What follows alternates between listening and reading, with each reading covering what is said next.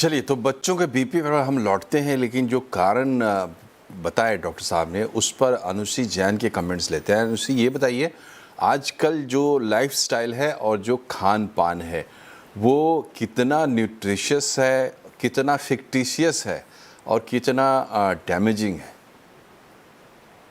देखिए, डॉक्टर साहब ने तो बहुत अच्छे से समझाया, बट मैं ये चीज़ ज़रूर पॉइंट करना चाहूँगी कि ये जो प्रॉब्लम है, जो हाइपरटेंशन जो हम देख रहे हैं, जो 20 सालों में एक बहुत क्लियर सिग्नल दे रहा है कि हमारी lifestyle is a very big problem as compared to what we are eating today.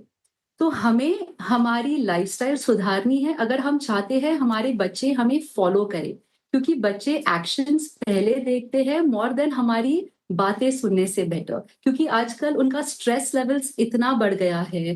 They are not playing in the playgrounds anymore. They are more exposed to the screen और कितना ज़्यादा वो ultra processed snacks खा रहे हैं।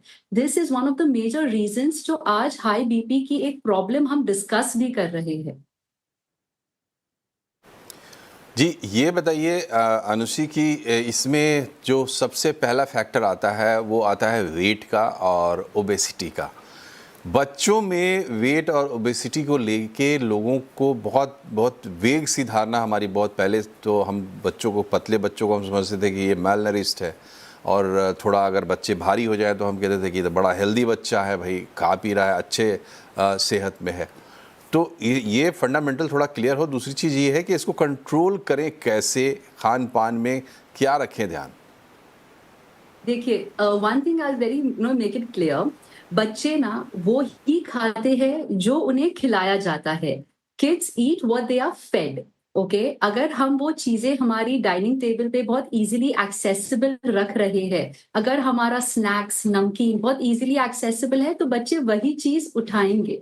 अगर हम उन्हें डांटेंगे तो वो चीज वो नहीं समझेंगे। इट्स अबाउट टीचिंग देम कि हमें ये चीजें क्यों नहीं करनी चाहिए। अगर हम उन्हें समझाएँगे कि ये चीज़ से क्या होगा, इससे आप वीक हो जाएँगे, आपके स्ट्रॉन्ग बोन्स नहीं बनेंगे, आप फास्ट भाग नहीं सकते, आप खेल नहीं पाएँगे। जब हम उन्हें उस चीज़ की इम्पोर्टेंस समझाएँगे, they will learn in that way. It's important कि जो चीज़ें वो हम उन्हें अनलर्न कराएँ। It's not about showing them कि नहीं आज ये करना है, आज वो करना है। अगर आप उनसे छीनेंगे, तो वो रेज़िस्ट करेंगे। अगर आप उन्हें समझाएँगे तो वो चीज़ें they will learn that from within and that will be sustainable. It's very, very important that you keep things accessible जो हेल्दी है रादर देन कीपिंग थिंग्स कि नहीं चलो आजकल इंडियन घरों में बहुत ईज़िली घाटिया, चकरी ये सब बहुत ईज़िली अवेलेबल है। वही चीज़ें अगर हम हेल्दी ऑप्शंस अवेलेबल बनाएँगे तो चॉइसेस वैसे ही चेंज होगी। अगर आप हेल्दी ऑप्शन सामने रखेंगे, बच्चा वही चुनेगा। व्हेन दे ईट हेल्दी उनकी क्रेविंग्स ऑटोमैटिकली कम हो जाएगी। ठीक है।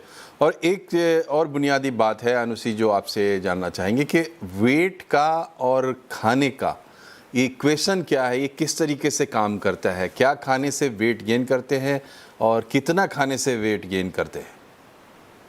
देखिए, मैं आपको एक बहुत सिंपल बताती हूँ। हमें भगवान ने कितना खाना है, कब खाना है और क्या खाना है। चीज़ें as parents specially as mothers हम बहुत फ़ोर्स करते हैं बच्चों पे कि नहीं आज तो ये 2 रोटी, ये दाल, ये कंप्लीट करनी ही करनी है। लेकिन अगर हम बच्चे के भूख के हिसाब से उसे खिलाएँ, कुछ बच्चे 2 रोटी खाते हैं, कुछ बच्चे सिर्फ़ 1 रोटी खाते हैं, करेक्ट?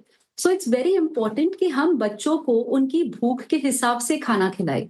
अगर हम उन पे फोर्स करेंगे, अगर हम एक स्टैंडर्ड जनरल चीज बना देते हैं कि 1 कटोरी दाल खानी है, 1 कटोरी सब्जी खानी है, 2 रोटी खानी ही खानी है, करेक्ट? यही चीजें अगर हम उन्हें सेल्फ डिसाइड करने दें तो उन्हें उनकी भूख की मात्रा समझ आएगी कि आज हमें कितना खाना है। तो ज्यादा खेल के आया है तो शायद उसे ज्यादा भूख लगी हो, लेकिन कल जब उसे भूख नहीं लगी है तब भी अगर हम उसे खिलाए जा रहे हैं, तो उसे उसकी भूख समझ नहीं आएगी। वहीं पे मोटापा आ जाता है, जहाँ पे आप उसे खिलाए जा रहे हैं आउट ऑफ हंगर। ये बात हो गई हमारी। बट अगर हम अभी बच्चों की बात करें, जैसे ही वो अभी आजकल बर्थडे पार्टीज में जाते हैं, बहुत ईज़िली उनको जंक फूड एक्सेसिबल है।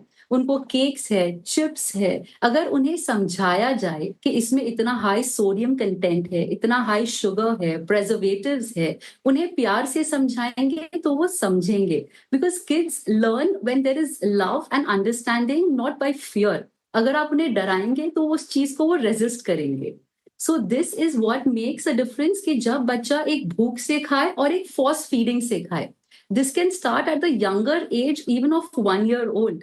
अगर आप एक 1 साल के बच्चे को भी बताएंगे कि प्लीज आपको ये एक कटोरी खत्म करनी है, उसे भूख नहीं होगी वो से एक कटोरी की, वो शायद 1 घंटे बाद दोबारा आपसे खाना मांगे। But that's what parenting is, no? It's about patience and understanding the kid rather than keeping your general notions कि नहीं ये जनरल चीजें हम बचपन से करे आ रहे हैं तो हमें यही चीजें करनी है। आपके भूख को समझना बच्चों के लिए बहुत जरूरी है। जब वो आगे जाके टीनेजर्स होते हैं, एडल्ट्स बनेंगे, हमें समझ आएगी कि अपनी भूख को समझना कितना जरूरी है। ठीक है डॉक्टर मलिक, ये बताइए कि अगर कोई बच्चा हाइपरटेंसिव है किसी भी उम्र में और मॉनिटर नहीं हुआ है उसकी, तो क्या कोई उसका रिफ्लेक्शन आएगा, मतलब कुछ लक्षण आएंगे, या फिर ये बिल्कुल साइलेंट ही रहता है?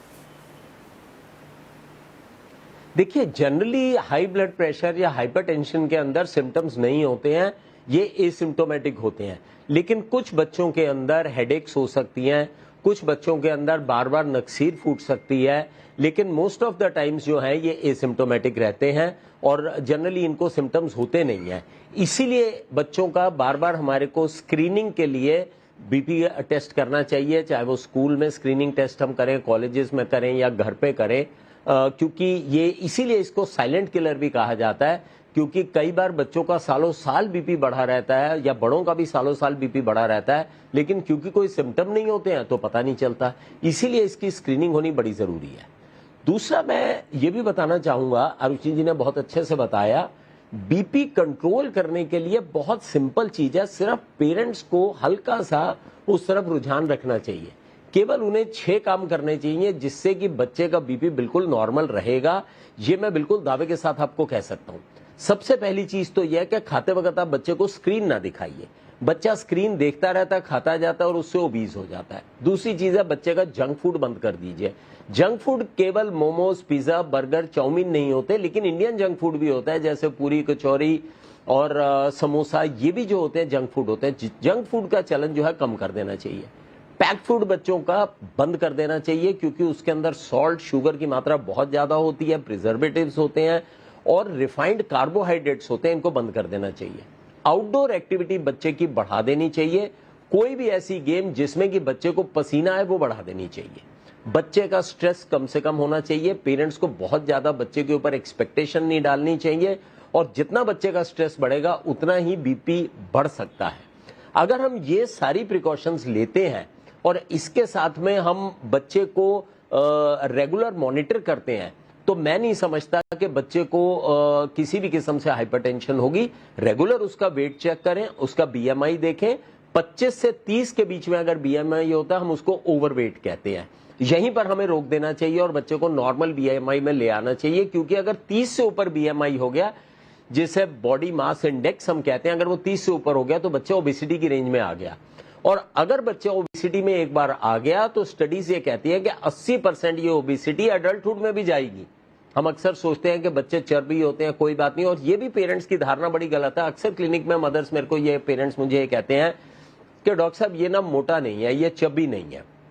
मैं उनको ये जरूर समझाता हूं, चाहे बच्चे का वजन आधा किलो एक्सपेक्टेड वेट से कम हो, वी आर हैप्पी, लेकिन ओवरवेट बिल्कुल नहीं होना चाहिए, नॉर्मल रेंज में वेट डलना चाहिए। तो पेरेंट्स के ये जो एटीट्यूड ऐसे इस तरह की धारणाएं जो है डॉक्टर साहब, वो बहुत पुराने समय से हमारे यहाँ चली आ रही हैं, और हम ट्रांजिट कर गए एक समय में खाने के लिए पूरा अनाज नहीं था भारत के पास, और उस वक्त से अब हम एक ऐसे वक्त में आ गए हैं जब हमारे पास खाने के लिए पर्याप्त अनाज है, बल्कि हम ऐसी चीज़ें खाने लग गए हैं जिन्हें खाने की हमें ज़रूरत नहीं थी। पहले आप जंक फूड, जैसे डॉक्टर साहब ने पूरी कचौरी का एग्जाम्पल दिया, पहले वो कभी कभी मिलता था, त्योहारों पर मिलता था, लेकिन अब हमेशा अवेलेबल है।